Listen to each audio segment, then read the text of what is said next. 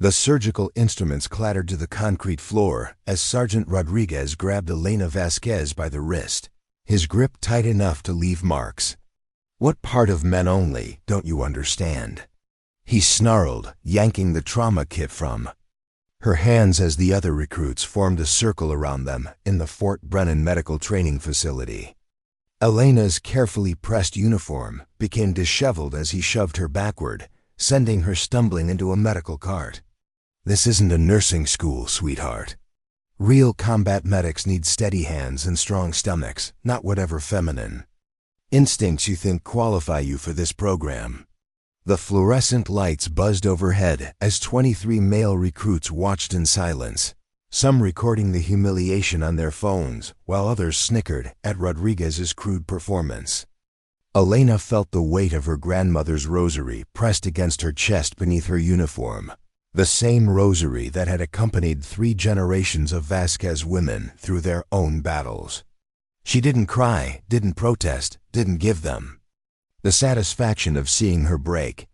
Instead, she looked Rodriguez directly in the eyes and spoke with a calm that unnerved him. "I'll see you on the battlefield, Sergeant. And when someone's bleeding out in front of you, you'll remember this moment." Her quiet confidence sent an unexpected chill through the room, and several recruits shifted uncomfortably as she collected her scattered equipment with methodical precision. "Before we jump back in, tell us where you're tuning in from, and if this story touches you, make sure you're subscribed, because tomorrow I've saved something extra special for you." Elena Vasquez had grown up in the shadow of Mercy General Hospital in El Paso, Texas, where her mother worked double shifts as a surgical nurse to support their family of 5. At 26, Elena possessed an uncommon combination of medical knowledge and street-smart resilience that came from translating for Spanish-speaking patients in the emergency room since she was 12 years old. She had witnessed more trauma before her 18th birthday than most medical professionals see in their entire careers. Gunshot wounds, car accidents, overdoses, domestic violence cases. Elena had seen it all while helping her mother navigate language barriers with desperate families. Her small apartment overlooked the Rio Grande, where she could see the lights of Juarez twinkling across the border each night, a reminder of the violence and poverty her family had escaped when her grandparents immigrated decades earlier. After earning her emergency medical technician certification while working full-time at a medical supply warehouse, Elena had saved every penny for 3 years to afford the specialized combat medic training program at Fort Brennan. The intensive 12-week course was designed to train elite battlefield medics capable of performing advanced trauma procedures under extreme combat conditions. Graduates were virtually guaranteed positions with Special Operations Units, elite Marine Expeditionary Forces, or high-paying private military contractors. The program accepted only 30 candidates per cycle from thousands of applicants worldwide, and Elena was the first woman ever selected based purely on her exceptional scores on the medical knowledge and psychological resilience assessments. What the selection committee didn't know was that Elena had been essentially practicing battlefield medicine her entire life. Growing up in one of El Paso's most dangerous neighborhoods, she had treated gunshot wounds in alleyways, delivered babies in abandoned buildings, and performed CPR on overdose victims while waiting for ambulances that sometimes never came. Her unofficial medical education had been supplemented by countless hours studying her mother's textbooks and observing surgeries through the hospital's viewing windows. During her mother's night shifts, Elena possessed an intuitive understanding of human anatomy and trauma response that couldn't be taught in any classroom. The rosary she wore belonged to her grandmother, Elena Vasquez, who had served as an unlicensed midwife and healer in their small Mexican village before crossing into Texas in 1962. Isabella had delivered over 200 babies and treated everything from broken bones to infected wounds using knowledge passed down through generations of women in their family. She had pressed the rosary into Elena's hands on her deathbed, whispering in Spanish, Las manos que sanen no conocen género, healing hands know no gender. Elena carried that wisdom with her, along with the weight of being the first in her family to pursue formal medical training. The discrimination began before Elena even set foot in the training facility. Her acceptance letter had been addressed to E. Vasquez, and when she arrived for orientation, the administrative staff assumed she was there to pick up paperwork for her husband or brother. The confusion on their faces when she presented her military ID and training orders was almost comical, followed quickly by barely concealed irritation. The program coordinator, Colonel Marcus Webb, called her into his office on the first day with what he described as realistic expectations. The physical demands alone would be overwhelming for someone of her size and build, he explained with condescending concern. The psychological stress of combat medical scenarios had broken men twice her size. Perhaps she should consider the standard military nursing program instead, something more aligned with her natural caregiving instincts. Elena's first week was a masterclass in institutional hazing disguised as training standards. While male recruits received complete sets of medical equipment and supplies, Elena's kit was consistently missing critical items. Suture materials, pain medications, and sterile instruments would mysteriously disappear from her assigned station, forcing her to improvise or share with reluctant classmates. Instructor Captain James Morrison, a former Army Ranger turned medical trainer, made a point of questioning Elena's every decision during practical exercises. When she correctly diagnosed a simulated sucking chest wound half the time it took her male counterparts, Morrison accused her of guessing rather than following proper assessment protocols. The psychological warfare extended beyond the classroom. Elena's barracks room was vandalized repeatedly with crude messages about women's anatomical unsuitability for combat medicine. Her textbooks were stolen and returned with pages torn out or soaked in coffee.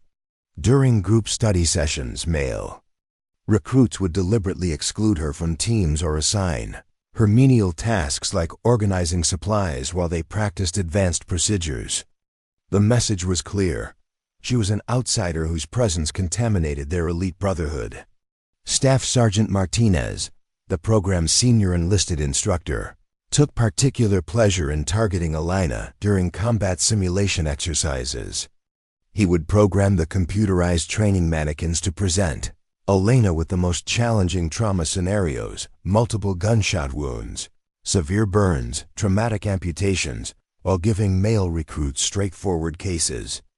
When Elena successfully stabilized these complex patients, using innovative techniques she had learned from her mother's emergency room experience, Martinez would find technical violations of protocol to justify failing grades. Her medical instincts were too unorthodox, he claimed. Combat medicine required rigid adherence to established procedures, not creative improvisation. The social isolation was perhaps the most challenging aspect of Elena's ordeal. Fort Brennan's medical training facility was located in a remote area of Colorado, surrounded by mountains and accessible only by military transport. The nearest town was 60 miles away, and trainees were prohibited from leaving the base during the intensive program. Elena found herself completely cut off from any support system, surrounded by men who viewed her as either a curiosity or a threat. Mealtimes became exercises in strategic navigation as she tried to find seating that wouldn't provoke confrontation or crude commentary about her body. The male recruits had formed tight-knit groups based on their military backgrounds. Former Marines clustered together, Army veterans had their own clique, and Navy corpsmen maintained their own social circle. Elena belonged to none of these tribes, and attempts to join conversations were met with awkward silence or deliberately exclusionary military jargon. Some recruits made crude bets about how long she would last before washing out, with the over-under set at 3 weeks. Preparing and narrating this story took us a lot of time, so if you are enjoying it, subscribe to our channel. It means a lot to us. Now back to the story. Others speculated about her motivation for joining such a demanding program. with theories ranging from seeking attention to trying to prove feminist political points. Dr. Sarah Chun, the program's only female instructor, might have been expected to provide mentorship or support, but she maintained strict professional distance from all trainees. Chun had fought her own battles to earn her position as chief medical officer and seemed determined not to show any favoritism that could undermine her credibility. During their few private interactions, Chun's advice was consistently pragmatic. Keep your head down, exceed every standard, and don't give them any excuse to question your qualifications. The message was clear: Lena was on her own. The physical training component presented unique challenges that went beyond mere strength requirements. Combat medics needed to carry wounded soldiers while wearing full gear, navigate obstacle courses with medical equipment, and maintain fine motor control under extreme physical stress. Elena's smaller stature meant she had to work twice as hard to meet the same benchmarks as her male counterparts, and instructors showed no inclination to adjust standards or provide alternative assessment methods.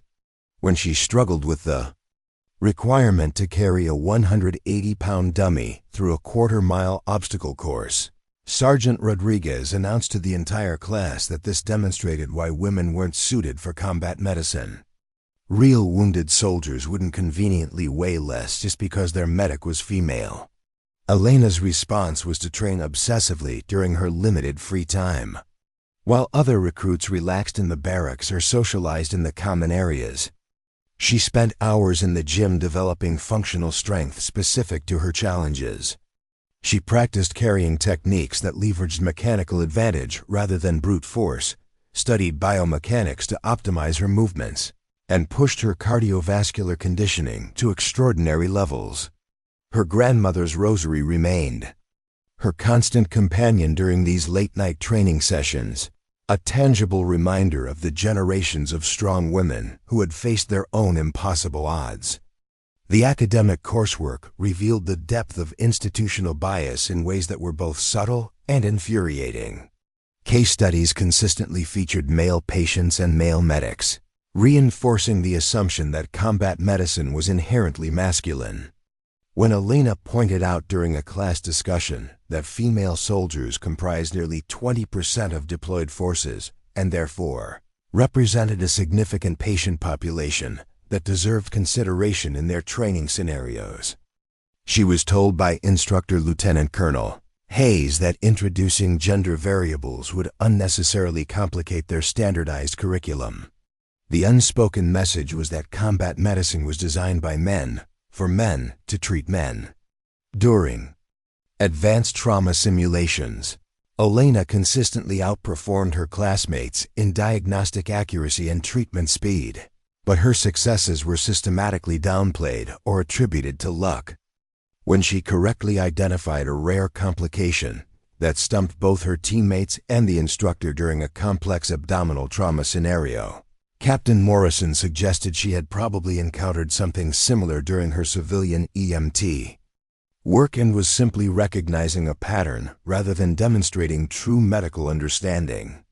The possibility that Elena might possess superior clinical instincts was apparently unthinkable. The psychological evaluation component of the program provided another avenue for discrimination disguised as scientific assessment. Military psychologist Dr. Robert Sterling administered standard psychological resilience tests to all trainees, but Elena's sessions included additional questions about her emotional stability, family planning intentions, and ability to maintain professional relationships with male colleagues under stress. No male trainee faced similar scrutiny about their personal lives or psychological makeup. When Elena scored in the top 5% for stress tolerance and decision-making under pressure, Dr. Sterling noted in her file that female test takers often scored artificially high due to social desirability bias and recommended additional observation during practical exercises. The breaking point came during the 6th week of training when Elena discovered deliberate sabotage that could have resulted in serious injury or death. During a nighttime trauma simulation designed to test performance under extreme stress and fatigue, someone had replaced the sterile saline in her medical kit with a caustic cleaning solution. The switch was discovered only when Elena noticed the unusual smell while preparing to irrigate a simulated wound on a training mannequin. Had she used the contaminated solution on a real patient, it could have caused severe chemical burns or death. When Elena reported the incident to program administrators, she was told that equipment mix-ups were common during high-stress training, and that she should be more careful about checking her supplies. No investigation was conducted, and no disciplinary action was taken. That night, alone in her barracks room, Elena finally allowed herself to question whether the constant battle was worth the toll it was taking on her physical and mental health. The program had become a daily gauntlet of humiliation, sabotage, and psychological warfare that seemed designed to break her spirit rather than test her medical capabilities. She had proven her knowledge and skills repeatedly, only to have each success dismissed or minimized. The isolation was crushing, and the knowledge that her tormentors faced no consequences for increasingly dangerous behavior was deeply demoralizing. Elena held her grandmother's rosary and whispered a prayer in Spanish, asking for strength and clarity. She thought about her mother working double shifts to support the family, about her grandmother delivering babies by candlelight in a remote Mexican village, about all the women who had faced impossible odds with nothing but determination and faith. The choice crystallized in her mind. She could quit and prove their prejudices correct, or she could endure and force them to confront their own limitations. Elena Vasquez was not built for quitting. The advanced field exercise in Week 8 would test every skill the trainees had developed under conditions designed to simulate actual combat deployment.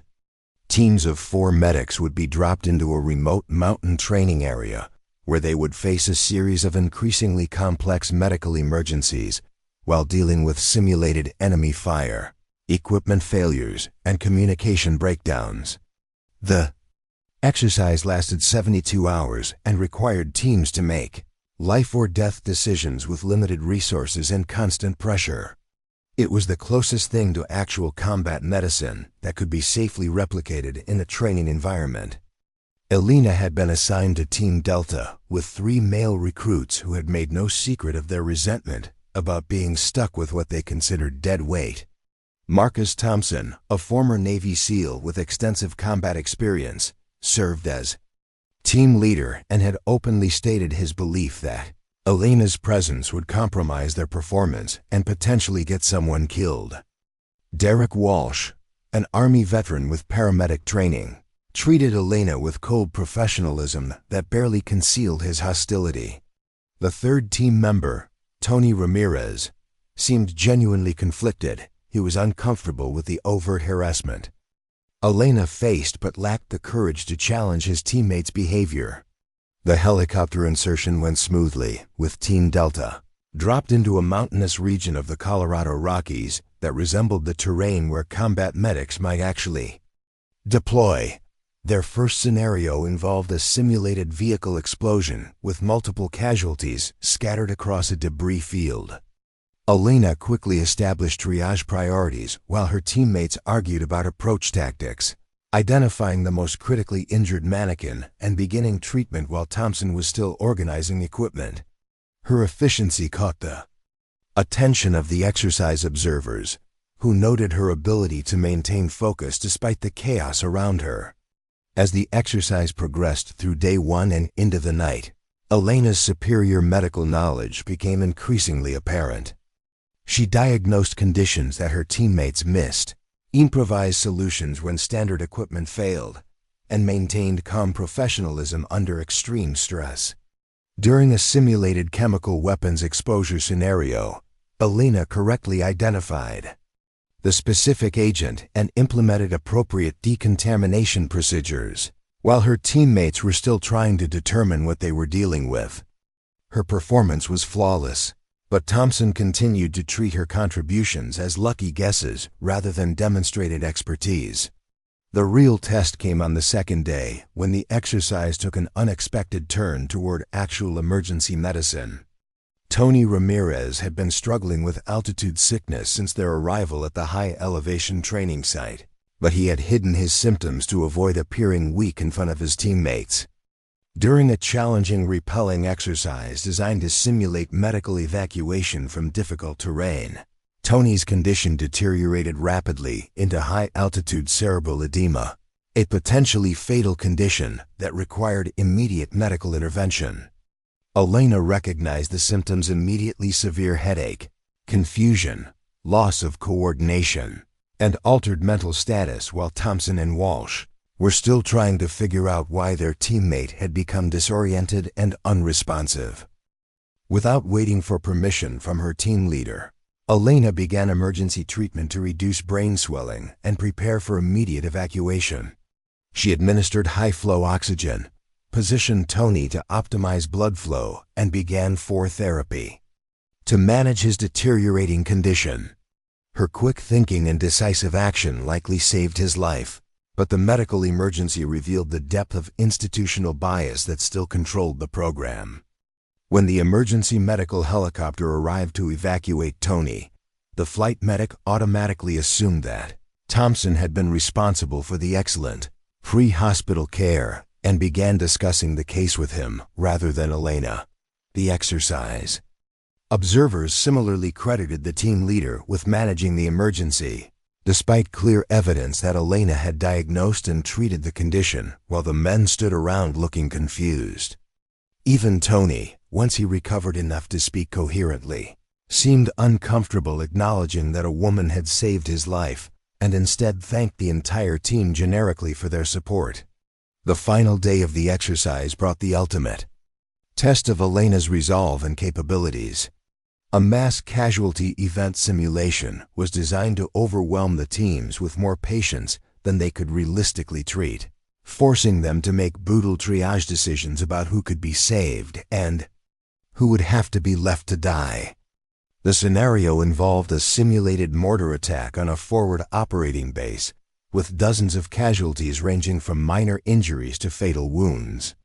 Teams were expected to work together to establish a field hospital and prioritize treatment based on available resources and the likelihood of survival. Elena found herself in the surreal position of being the most medically qualified person in the exercise, while simultaneously being ignored or dismissed by nearly everyone around her. Male team leaders coordinated treatment plans without consulting her, assigned her to menial tasks like organizing supplies, and consistently overlooked her assessments, even when they proved more accurate than their own. The exercise had become a microcosm of everything wrong with the military. Medical establishment competence was less important than conforming to traditional gender roles and chain of command structures.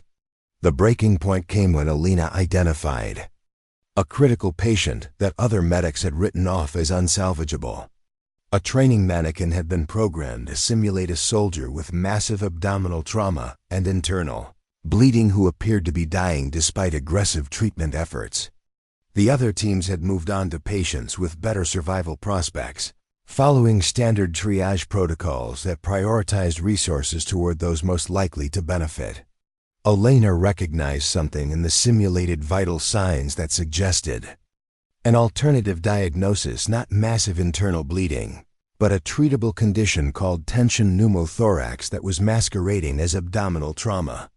Working alone while other teams focused on their assigned patients, Elena performed an emergency needle decompression procedure that immediately stabilized the dying patient.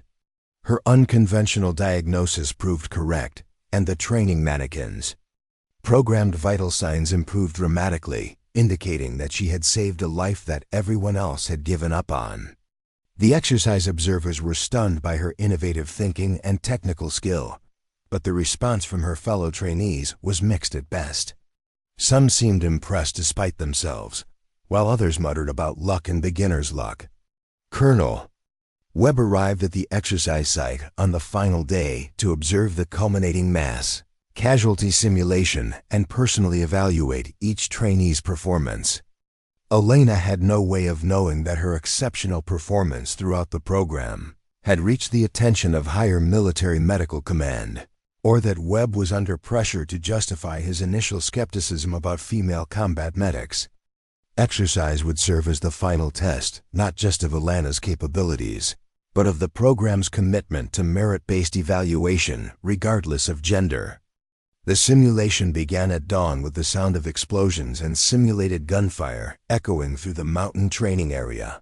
Smoke machines filled the air with realistic haze, and professional actors playing wounded soldiers created a scene of authentic chaos and confusion. Elena immediately took charge of her section of the field hospital, establishing triage protocols and beginning treatment of the most critical patients while her male counterparts were still trying to orient themselves to the scenario. Her medical instincts, honed by years of real-world trauma experience in El Paso's emergency rooms, proved invaluable in the simulated combat environment. Elena moved with confidence and purpose through the chaos, making rapid diagnostic decisions and implementing treatments with a precision that impressed even the most skeptical observers. She correctly identified a simulated tension pneumothorax, successfully managed a complex airway emergency, and performed a field amputation that saved a patient with an unsalvageable limb injury. But the most dramatic moment of the exercise came when the simulation took another unexpected turn toward reality.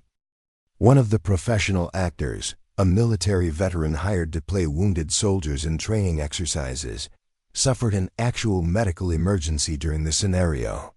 David Park, a former Marine who had been enthusiastically playing a soldier with a leg injury, suddenly collapsed with what appeared to be a massive heart attack.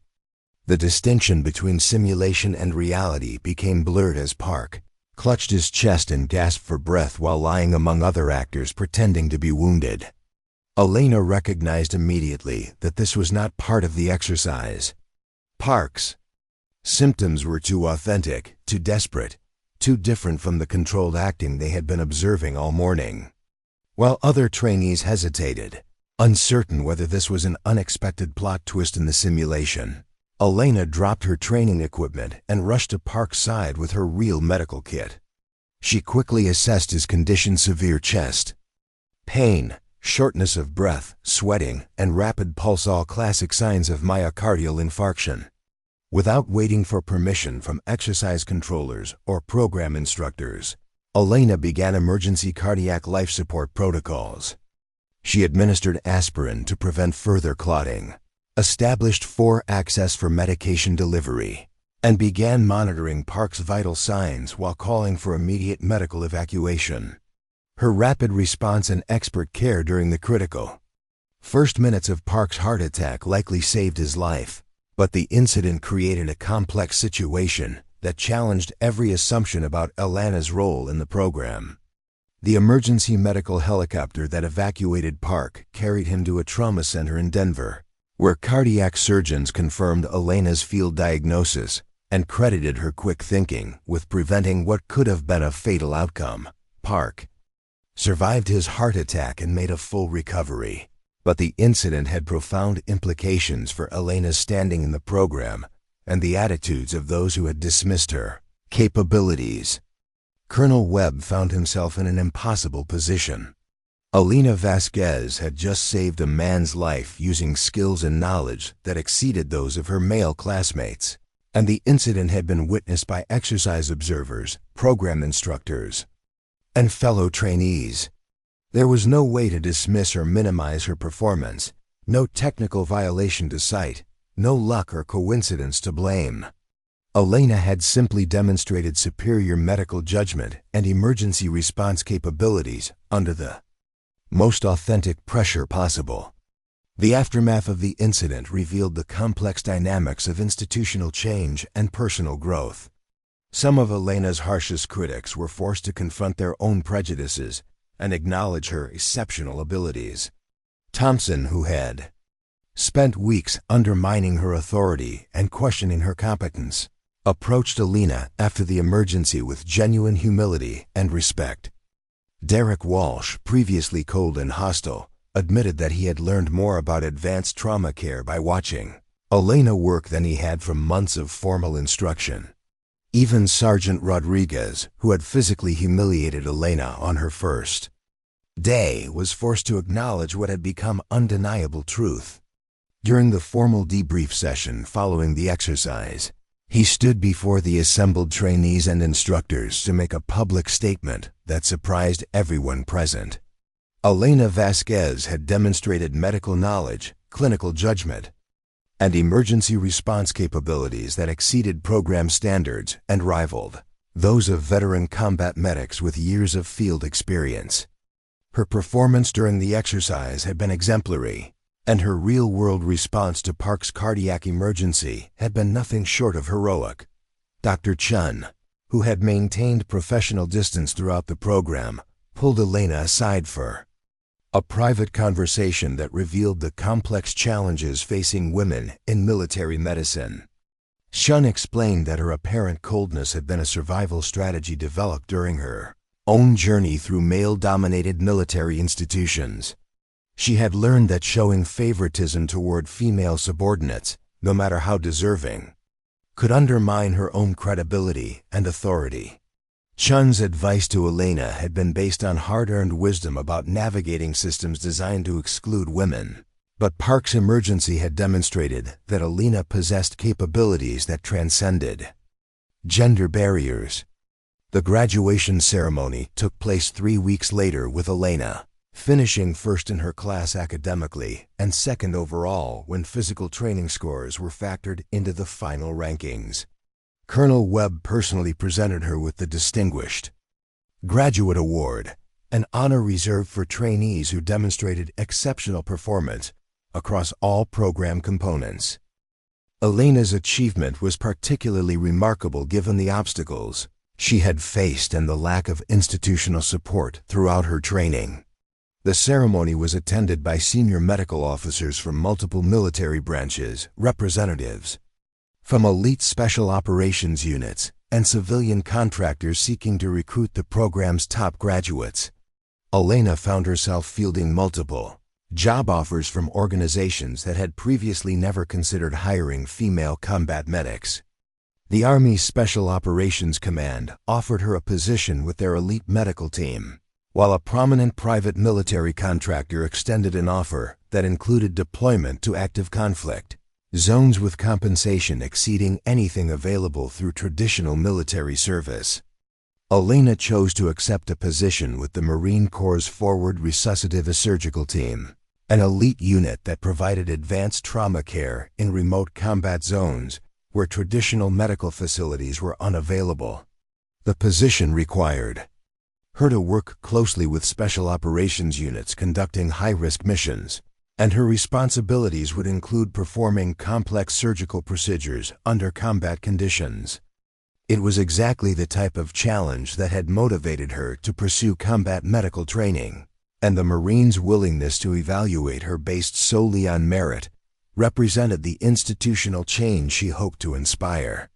Before departing Fort Brennan, Elena was invited to address the incoming class of combat medic trainees, which included 3 female candidates, the largest number in the program's history.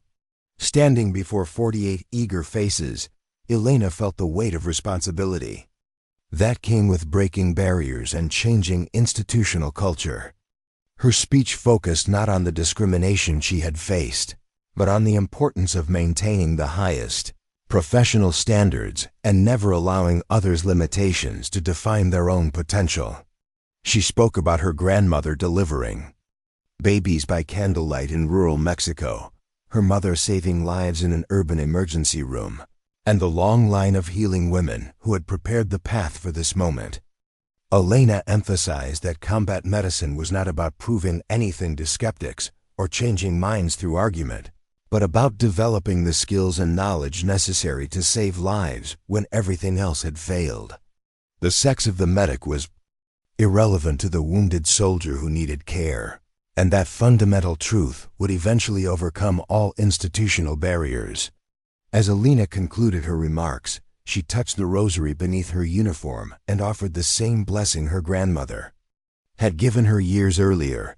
Las manos cusanan no conocen género. Healing hands know no gender.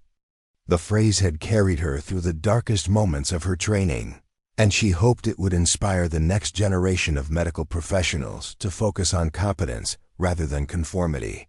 6 months later, Elena found herself in exactly the situation she had trained for, providing emergency medical care under actual combat conditions in a remote outpost, where her team was the only medical support for miles. When insurgent mortar rounds began falling around their position, Elena calmly continued performing surgery on a wounded Marine while explosions shook the makeshift operating room. Her hands remained steady as she worked to save a life, just as her grandmother's had decades earlier in very different circumstances. The other medics in her unit, initially skeptical about working with a female colleague in such dangerous conditions, had quickly learned to respect Elena's clinical judgment and unflappable demeanor under pressure. During a complex abdominal surgery performed while under enemy fire, Elena's innovative techniques and calm leadership had saved a soldier who would have died at any conventional medical facility.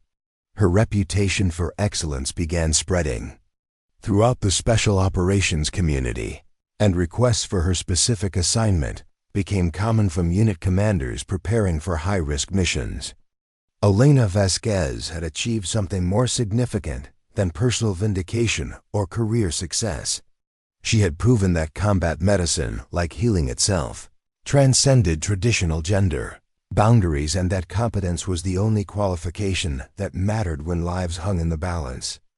The path she forged would make the journey easier for future generations of women seeking to serve in similar roles, just as her grandmother and mother had done in their own ways. The rosary that had belonged to 3 generations of healing women continued to rest against Elena's heart as she worked to save lives in one of the world's most dangerous environments. Each successful surgery, each life saved, each barrier overcome added another link to a chain of courage that stretched back through time and forward into a future where healing hands would be judged only by their skill and dedication, regardless of their gender. Elena's deployment to Forward Operating Base Phoenix in the mountains of Afghanistan marked the beginning of a chapter that would test every skill she had developed during her brutal training at Fort Brennan. The remote outpost, perched on a strategic ridge overlooking 3 separate valleys, housed a mixed force of Marines, special operations personnel, and intelligence operatives conducting classified missions deep into Taliban territory. Phoenix was deliberately positioned in hostile terrain where traditional medical evacuation was often impossible due to weather, enemy activity, or the covert nature of ongoing operations. The base's medical facility consisted of a reinforced concrete bunker equipped with surgical equipment that Elena and her 3-person team would need to maintain and operate under conditions that would challenge the most experienced trauma surgeons. The helicopter carrying Elena and her medical equipment approached Phoenix through a maze of mountain peaks shrouded in early morning fog, with the pilot following a flight path designed to avoid known anti-aircraft positions. As the aircraft descended toward the landing zone, Elena could see the defensive perimeter of concrete barriers, razor wire, and camouflaged fighting positions that protected the base's 200 inhabitants. The outpost had been constructed with materials airlifted piece by piece over several months, creating a self-contained military community that operated according to its own rules and traditions. Phoenix represented the cutting edge of American military operations, where small teams of highly trained specialists conducted missions that would never appear in official reports or public acknowledgments. Major Catherine Reeves, the base's executive officer and Elena's immediate supervisor, greeted her at the landing zone with the kind of professional courtesy that masked obvious skepticism about having a female medic assigned to such a sensitive posting. Reeves had spent 15 years climbing through military ranks that offered limited opportunities for women, and her assignment to Phoenix represented a significant career achievement that she was determined to protect. Elena represented an unknown. variable in a carefully balanced equation where personal relationships, professional competence, and institutional politics all played crucial roles in maintaining operational effectiveness. Reeves made it clear during their initial briefing that Elena's presence at Phoenix was the result of pressure from higher command rather than local request, and that her performance would be scrutinized closely by everyone from the base commander to the Pentagon officials who monitored Special Operations medical support. The medical team Elena joined consisted of Staff Sergeant Michael Torres, a Navy corpsman with multiple combat deployments and extensive trauma experience, and hospital Corpsman Second Class Kevin Bradley, a younger medic who had completed advanced surgical training but lacked significant field experience. Both men had specifically requested male replacements for the outgoing medic, and Elena's assignment represented an unwelcome disruption to their established working relationship. Torres, in particular, viewed Elena's arrival as evidence that political correctness was beginning to compromise military effectiveness in ways that could get people killed. His concerns weren't entirely about gender prejudice, but reflected genuine worry about how integrating a female medic into the close-quarters living arrangements and high-stress operating environment of a remote combat outpost might affect unit cohesion and operational security. Elena's quarters were located in a converted storage room that provided minimal privacy and forced her to navigate carefully around the informal social dynamics that governed daily life at Phoenix. The base's recreational facilities, dining arrangements, and off-duty activities had evolved organically around an all-male population, and Elena's presence required constant adjustments that some personnel found annoying. Simple activities like using shared shower facilities or participating in evening poker games became complicated by the need to accommodate someone whose presence altered established routines. Elena found herself walking a delicate line between asserting her right to equal treatment and avoiding conflicts that could undermine her professional relationships with colleagues whose cooperation might be essential during medical emergencies. The medical facility itself exceeded Elena's expectations in terms of equipment and capabilities, featuring state-of-the-art surgical instruments, advanced monitoring systems, and pharmaceutical supplies that rivaled those available at major trauma centers. The Pentagon had spared no expense in outfitting Phoenix's medical team with everything necessary to perform complex procedures under combat conditions, including experimental technologies being tested for wider military deployment.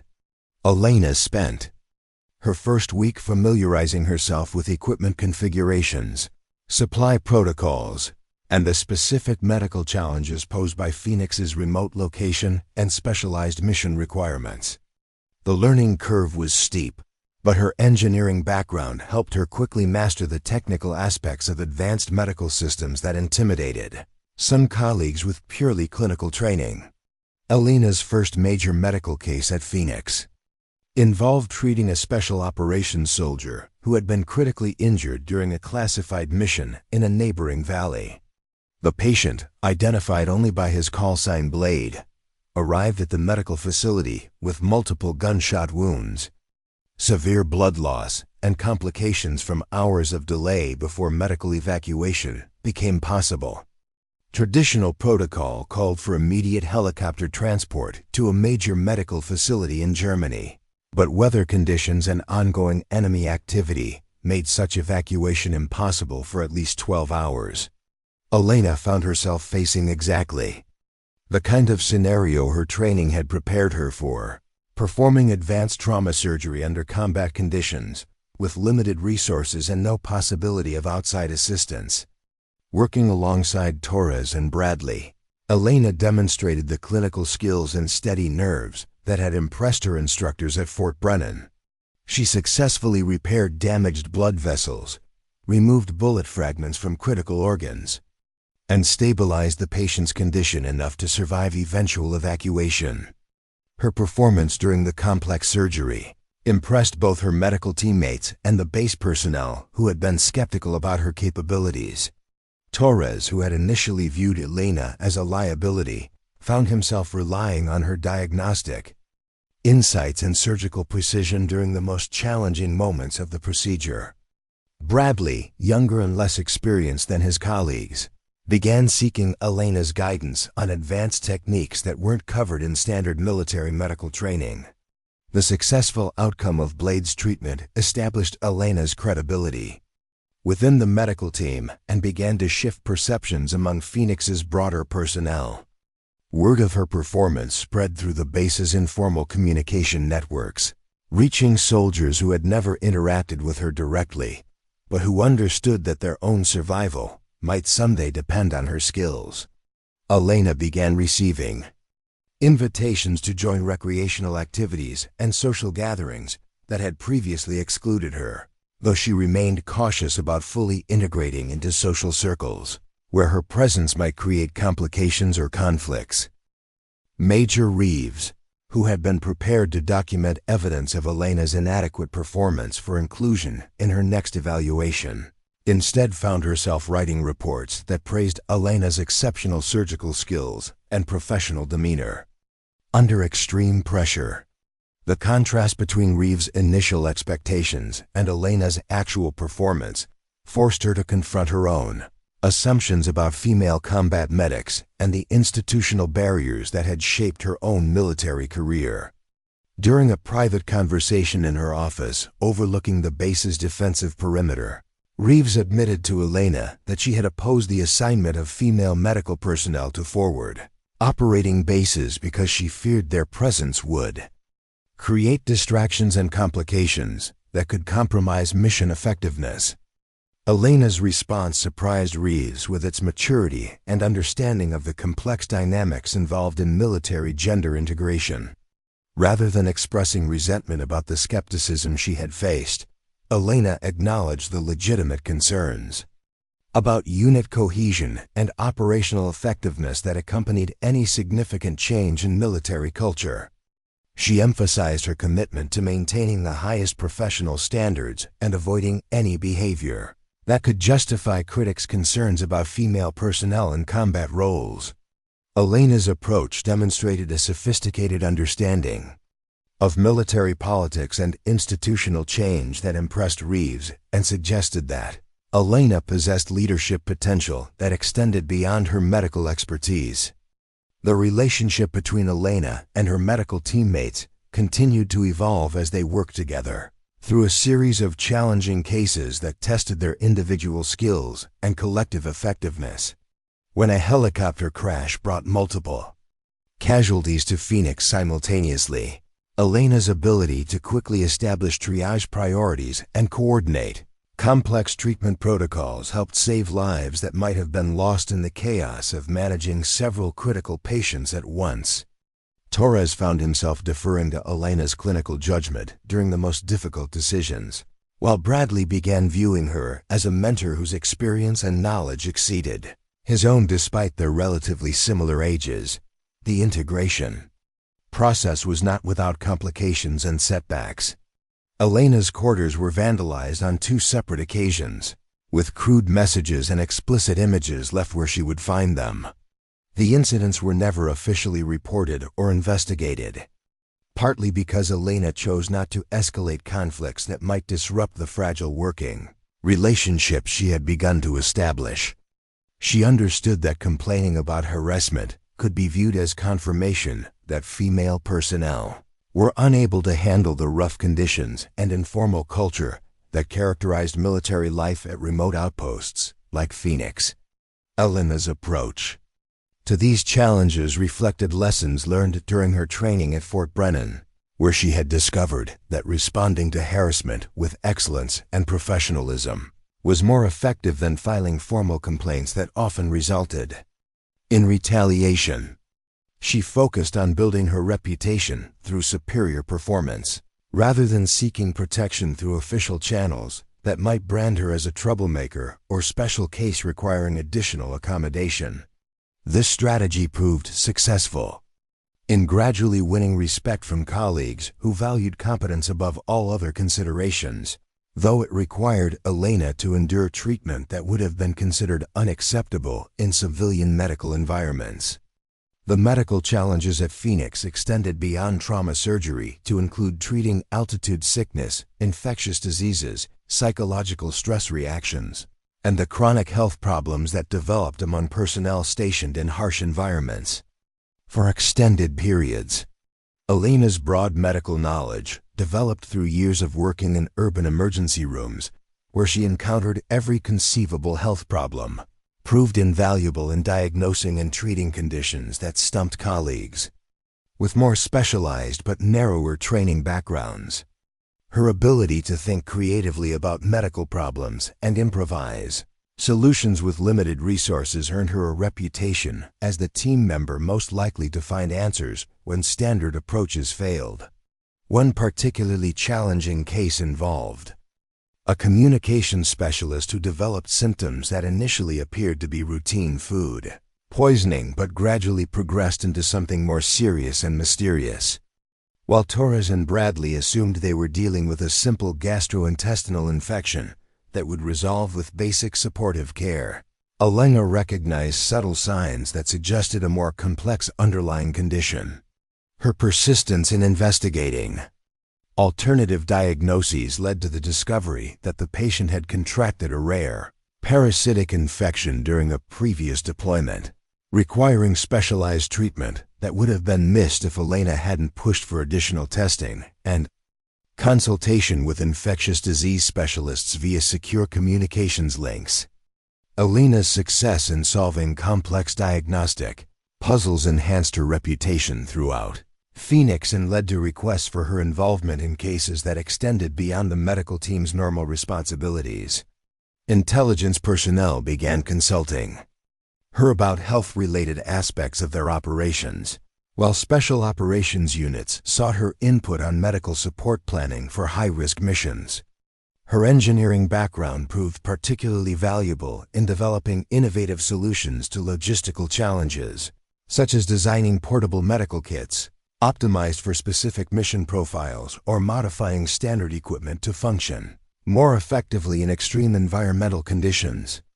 The base's commanding officer, Colonel David Harrison, initially maintained professional distance from Elena while monitoring her integration into Phoenix's operational structure. Harrison had commanded remote outposts for over a decade and understood that successful leadership required careful management of personnel dynamics that could make or break mission effectiveness. Elena represented an unknown variable in equations that Harrison had spent years perfecting, and he was prepared to intervene if her presence created problems that threatened operational readiness or unit cohesion. Elena's consistent professional performance and her positive impact on medical team effectiveness gradually earned Harrison's confidence and respect. During monthly evaluation meetings where department heads reviewed their personnel's performance, Harrison began receiving reports that praised Elena's contributions to Phoenix's mission capability rather than complaints about integration problems or interpersonal conflicts. Torres, who had initially requested Elena's transfer to another assignment, now advocated for her permanent assignment to Phoenix and recommended her for advancement opportunities that would expand her responsibilities and authority within the medical team. The transformation in Torres' attitude reflected broader changes in how Phoenix personnel viewed Elena and her role in the base's operations. His initial resistance had been based partly on gender prejudice, but also on legitimate concerns about operational effectiveness and team chemistry that could affect life-or-death medical decisions. Elena's demonstrated competence and her ability to maintain professional relationships under stress had addressed these concerns and proven that female medical personnel could integrate successfully into even the most challenging military environments. Bradley's perspective on Elena evolved differently, reflecting his status as the team's most junior member and his need for guidance from more experienced colleagues. Elena's willingness to share knowledge and provide mentorship, despite facing her own challenges related to acceptance and integration, impressed Bradley and influenced his attitudes about gender roles in military medicine. Through working closely with Elena during complex medical procedures, Bradley developed respect for her clinical skills that transcended any preconceptions about female capabilities in combat medicine. Elena's influence extended beyond the immediate medical team to affect broader attitudes throughout Phoenix about women in combat roles. Personnel who had never worked directly with female military professionals found their assumptions challenged by observing Elena's performance during medical emergencies and her interactions with colleagues under stress. Her presence provided a real-world example that contradicted stereotypes about female emotional volatility, physical limitations, and inability to maintain composure under combat conditions. The base's social dynamics gradually accommodated Elena's presence through informal adjustments that preserved existing traditions while creating space for her participation. Poker games continued in the recreation room, but with modified ground rules that eliminated the crude language and explicit conversation that had previously characterized these gatherings. Physical training activities were adjusted to include exercises that played to Elena's strengths while maintaining the overall fitness standards required for all personnel. Mealtimes became opportunities for professional discussions about medical techniques and case studies rather than forums for off-color humor that might create uncomfortable situations. These adaptations occurred organically rather than through official mandates, reflecting the military's remarkable capacity for practical problem-solving when faced with new challenges. Personnel at Phoenix understood that Elena's presence was permanent and that their mission effectiveness depended on successful integration rather than continued resistance. The informal leadership structure that governed daily life at the remote outpost gradually embraced changes that preserved unit cohesion while accommodating new realities about military gender integration. Elena's growing acceptance at Phoenix was tested when she faced her first major medical emergency involving a female soldier, highlighting challenges that hadn't been anticipated during her training or assignment process. Lieutenant Sarah Kim, a military intelligence officer attached to Phoenix for a classified project, suffered severe injuries during a helicopter incident that required immediate surgical intervention. The case presented unique challenges related to treating a female patient in a medical facility designed primarily for male personnel, while also testing Elena's ability to maintain professional objectivity when treating someone whose gender might create additional emotional complexity. Elena's handling of Kim's case demonstrated the clinical expertise and emotional maturity that had characterized her performance throughout her deployment to Phoenix. She successfully performed complex abdominal surgery while managing complications that would have challenged surgeons at major medical centers, and she coordinated Kim's subsequent care with a level of professionalism that impressed both medical colleagues and base leadership. The successful outcome enhanced Elena's reputation and provided concrete evidence that female medical personnel could effectively treat patients of any gender under combat conditions. The Kim case also revealed the extent to which Elena had integrated into Phoenix's operational structure and earned the trust of personnel who relied on medical support for their missions. Intelligence officers who had initially viewed Elena with suspicion began seeking her involvement in mission planning discussions, where medical considerations played important roles.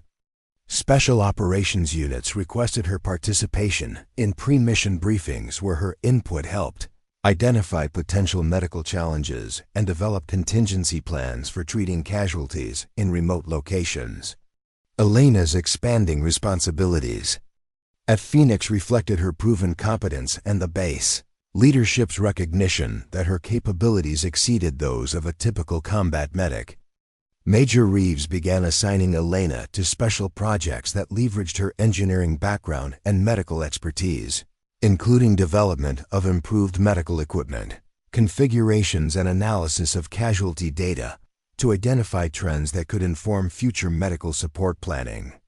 These assignments represented career advancement opportunities that would enhance Elena's qualifications for future leadership positions while contributing to broader military medical effectiveness.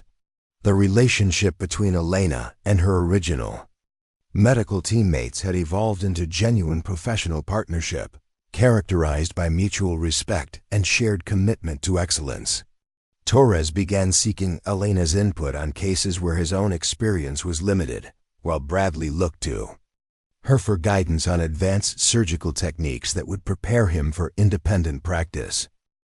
The three-person team had developed working relationships that optimized each member's strengths while compensating for individual limitations, creating a collective capability that exceeded what any of them could achieve independently. Elena's success at Phoenix began attracting attention from military, medical command structures that monitored performance at forward operating bases and evaluated personnel for advancement opportunities. Her combination of exceptional clinical skills, leadership potential, and demonstrated ability to perform under extreme conditions made her a candidate for specialized assignments that would further her career while contributing to broader military medical capabilities. Elena found herself facing decisions about future career paths that would determine not only her own professional development, but also her role in advancing opportunities for future female combat medics. The isolation that had initially characterized Elena's experience at Phoenix gradually gave way to genuine integration into the base's social and professional communities. Personnel who had initially viewed her as an outsider began treating her as a valued team member whose contributions enhanced their collective effectiveness. Elena's presence had become normalized to the extent that newer arrivals at Phoenix simply accepted her as part of the base's established structure rather than viewing her as an unusual exception to normal military operations.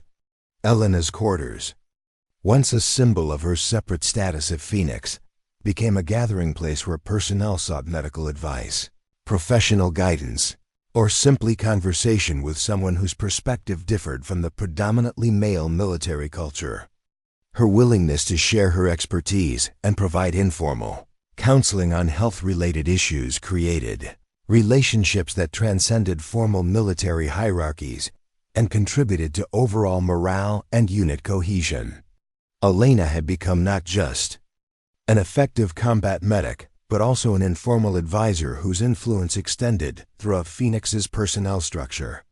The medical facility that Elena helped operate had evolved into one of the most effective forward surgical units in the theater of operations, with casualty survival rates that exceeded those at larger medical installations with more resources and personnel. Elena's innovations in surgical techniques, equipment utilization, and patient care protocols had contributed to this success, while establishing new standards that would influence military medical practice at other forward operating bases. Her work at Phoenix was generating professional recognition that would affect her own career trajectory while advancing the broader integration of women into combat medical roles. As Elena's deployment at Phoenix entered its final months, she began receiving assignment offers that reflected her proven competence and the military medical establishment's recognition of her exceptional capabilities. Special Operations Command offered her a position with an elite medical team that would deploy to the most dangerous and sensitive missions worldwide. The Navy's Forward Resuscitative Surgical Team proposed assignment to a unit developing new techniques for providing advanced medical care in maritime environments. The Air Force Special Operations Wing invited her to join a pararescue medical team that specialized in combat search and rescue operations. Each potential assignment represented career advancement opportunities that would have been unimaginable for Elena during her difficult training period at Fort Brennan.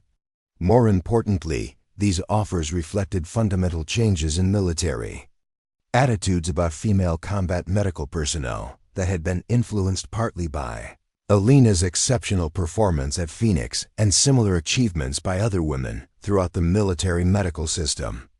Elena found herself in the position of choosing among opportunities that would shape not only her own future but also the continued evolution of military gender integration policies. The decision-making process forced Elena to reflect on the journey that had brought her from that humiliating first day at Fort Brennan to her current status as one of the military's most respected combat medics. She thought about her grandmother's wisdom about healing hands knowing no gender, her mother's sacrifices to support her education and career development, and the countless women who had faced similar barriers in their own pursuits of professional excellence. Elena understood that her choices would affect future generations of female military medical personnel who would follow paths that she was helping to establish. The rosary that had accompanied Elena through every challenge continued to rest against her heart as she considered options that would determine her role in continuing the transformation of military medical services. Each successful surgery at Phoenix, each life saved under combat conditions, each barrier overcome had added strength to her conviction that gender was irrelevant to medical competence and that the military's increasing acceptance of female combat personnel represented positive evolution rather than politically motivated social engineering. Elena's final weeks at Phoenix were marked by a series of complex medical cases that tested every skill she had developed during her military career. A massive explosion at a remote observation post brought multiple casualties to the medical facility simultaneously, requiring Elena and her team to perform several major surgeries concurrently while managing limited resources and coordinating with evacuation assets. Elena's leadership during this crisis impressed everyone involved and provided a fitting conclusion to a deployment that had established her as one of the military's premier combat medical professionals. The farewell ceremony organized by Phoenix personnel reflected the respect and affection that Elena had earned during her deployment, with presentations and speeches that acknowledged her contributions to the base's mission effectiveness and the personal impact she had made on colleagues' lives and careers. Torres presented Elena with a custom-made medical kit that incorporated innovations they had developed together during their partnership, while Bradley expressed gratitude for mentorship that had accelerated his own professional development beyond what formal training programs could have provided. Major Reeves, whose initial skepticism about Elena had evolved into genuine admiration and professional respect, delivered remarks that summarized Elena's impact on Phoenix and the broader implications of her success for military gender integration policies. Reeves credited Elena with demonstrating that female combat medical personnel could not only meet existing standards but exceed them while contributing to improved unit effectiveness and morale. Elena's example had influenced Reeves' own perspectives about military leadership and the importance of evaluating personnel based on capability rather than traditional assumptions about gender roles. Colonel Harrison's final evaluation of Elena's performance at Phoenix emphasized her exceptional medical skills, outstanding leadership potential, and positive influence on unit cohesion and effectiveness. Harrison recommended Elena for accelerated promotion and assignment to positions that would maximize her contributions to military medical capabilities while providing opportunities for continued professional development. His assessment noted that Elena's deployment had proven that concerns about integrating female personnel into forward operating bases were largely unfounded when integration was managed professionally and personnel were evaluated based on performance rather than preconceptions. As Elena prepared to leave Phoenix for her next assignment, she reflected on the transformation that had occurred in her own attitudes and expectations during the deployment. The bitter young woman who had arrived at Phoenix still carrying anger and resentment from her training experiences had evolved into a confident professional whose focus was on excellence rather than vindication. Elena had learned that changing institutional attitudes required not just proving personal competence, but also demonstrating leadership qualities that inspired others to reconsider their own assumptions and prejudices. The helicopter that would carry Elena away from Phoenix lifted off in the same pre-dawn darkness that had marked her arrival months earlier, but the circumstances were entirely different. Instead of facing an uncertain reception at a remote outpost where her presence was unwelcome, Elena was departing as a respected professional whose contributions had enhanced mission effectiveness and earned genuine appreciation from colleagues who had become friends and allies. The journey from Fort Brennan through Phoenix had transformed Elena from an isolated trainee struggling for acceptance into a leader whose influence would extend far beyond her own career achievements. Elena's grandmother's rosary remained pressed against her heart as the helicopter carried her toward new challenges and opportunities that would continue the work of proving that healing hands indeed know no gender. The path she had traveled from those first days of humiliation and harassment to her current status as a sought-after combat medical professional illustrated both the possibility of institutional change and the personal cost of pioneering roles in traditionally male-dominated fields. Elena understood that her journey was part of a larger transformation that would create opportunities for future generations of women seeking to serve their country in roles that had previously been closed to them. Elena's new assignment with the Marine Corps' Critical Response Medical Unit brought her to Camp Valor, a specialized training facility where she would help develop revolutionary combat medical protocols for the next generation of battlefield medics. The position represented the culmination of everything she had worked toward, combining her clinical expertise with her engineering background to solve problems that had challenged military medicine for decades. Camp Valor housed the military's most advanced medical simulation laboratories, where Elena would work with a team of physicians, engineers, and combat veterans to create training programs that could save thousands of lives in future conflicts. Dr. Amanda Foster, the unit's chief medical officer, had specifically requested Elena's assignment based on her remarkable performance record and innovative approaches to field medicine.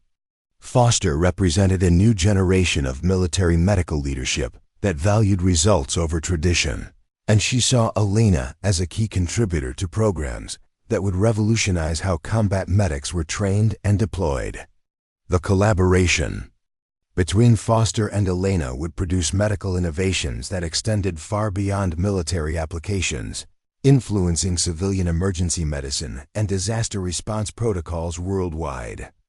Elena's first project involved designing medical equipment specifically optimized for female combat medics, addressing ergonomic and physiological factors that had been ignored by military procurement systems designed around male body specifications. Working with biomedical engineers and equipment manufacturers, Elena developed lighter, more efficient medical kits that improved performance for all users while specifically addressing challenges faced by smaller-statured medics. Her innovations included redesigned surgical instruments, improved carrying systems, and modified drug delivery devices that enhanced effectiveness while reducing physical strain.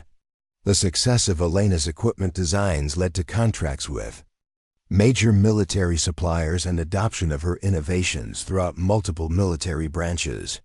Female recruits entering combat medical training programs began using equipment that Elena had helped design, eliminating barriers that had previously disadvantaged women in physical performance evaluations.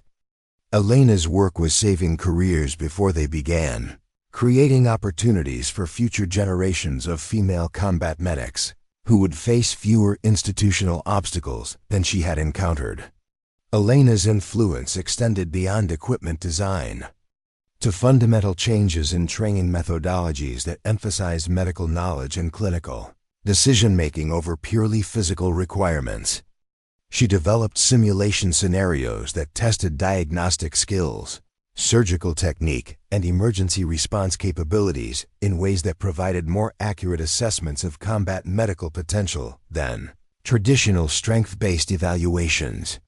These innovations improved training effectiveness for all students, while creating more equitable assessment standards that identified the best medical professionals regardless of gender.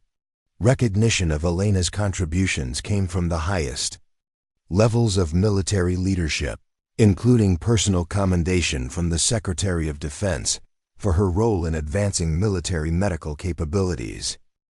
Elena received the Distinguished Service Cross for her life-saving actions during deployment, making her one of the few female recipients of this prestigious award. More importantly, her grandmother's prediction had been fulfilled. Elena had indeed flown higher than previous generations could have imagined, though her wings were surgical instruments rather than aircraft. The ripple effects of Elena's career extended throughout military culture, influencing policies that opened additional combat roles to female personnel and creating pathways for women to advance into leadership positions previously reserved for men. Young women across the country began pursuing military medical careers, inspired by Elena's example and confident that their gender would not limit their potential for service and achievement. Elena had become a symbol of possibility rather than an exception to traditional rules. Elena's final assignment brought her full circle to Fort Brennan, where she returned as chief instructor for the combat medic training program that had once tried to destroy her dreams. Standing in the same classroom where Sergeant Rodriguez had humiliated her years earlier, Elena now held the authority to ensure that future students would be evaluated solely on their medical capabilities and professional potential. The program had been transformed under her leadership, producing combat medics whose diversity reflected America's population while maintaining the highest standards of medical excellence. Graduation ceremonies at Fort Brennan now regularly featured female honor graduates whose achievements would have been impossible under the old system that Elena had endured and ultimately changed. Elena's presence as chief instructor sent a powerful message to new students about what was possible with dedication, excellence, and refusal to accept limitations imposed by others' prejudices. She had become the mentor she wished she'd had during her own difficult journey through military medical training. Elena's grandmother's rosary remained with her throughout her career, a constant reminder of the healing tradition that transcended gender, nationality, and circumstance. Each life saved, each barrier overcome, each young woman inspired to pursue her dreams added another thread to the tapestry of courage that connected generations of healers. Elena understood that her individual success was meaningful only insofar as it created opportunities for others to follow similar paths towards service and achievement. The final validation of Elena's career came not from awards or recognition, but from a simple moment during a training exercise when a young female student successfully performed a complex surgical procedure under simulated combat conditions. The student's confident hands moved with precision and purpose, guided by training protocols that Elena had developed and equipment that Elena had helped design. In that moment, Elena realized that her grandmother's promise had been fulfilled. The healing hands of future generations would indeed know no gender, and the path forward was now clear for anyone with the skill and dedication to serve. Up next, you've got two more standout stories right on your screen. If this one hit the mark, you won't want to pass these up. Just click and check them out.